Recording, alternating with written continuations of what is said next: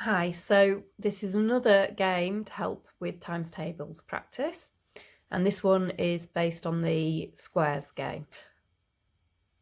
What we need is the box grid with the dots, a dice that goes from 1 to 10, and some coloured pens.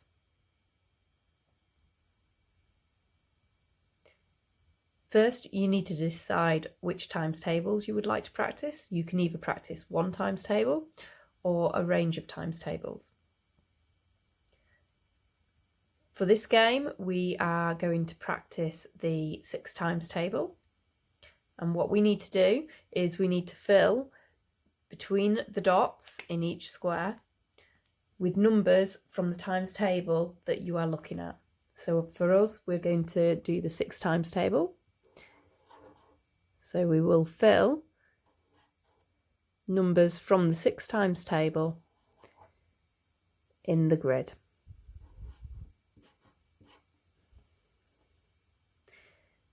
Once the grid is complete, players will take it in turns to roll the dice. They will then multiply their roll by the times table they are looking at. So for us, we are only looking at the 6 times table. So we would do 4 times 6, which is 24. If you were looking at more than one times table, then you would do 4 times each of the times tables that you're looking at, and you would look for those numbers in your grid. So we're doing 4 times 6, which is 24. So we would look for the 24s on our grid. So we've got 24 here and we've got 24 here. And you can fill in one line between two dots that are in the square going around the number that you found. So I'm going to fill in between those two dots. And then the next player will roll the dice. So here they've got 8, so we're going to do 8 times 6, which is 48. And so they will find the 48s, and they will fill a line between two dots.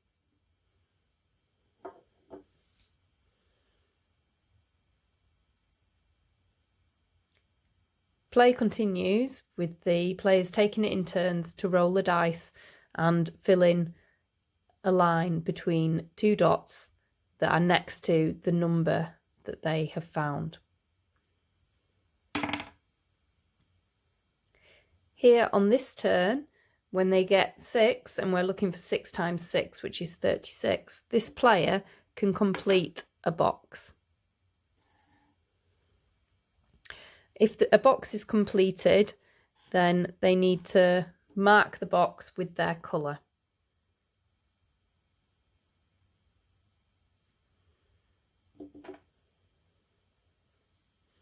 When a player fills a box, they get another go. So we've got 10 times 6, which is 60.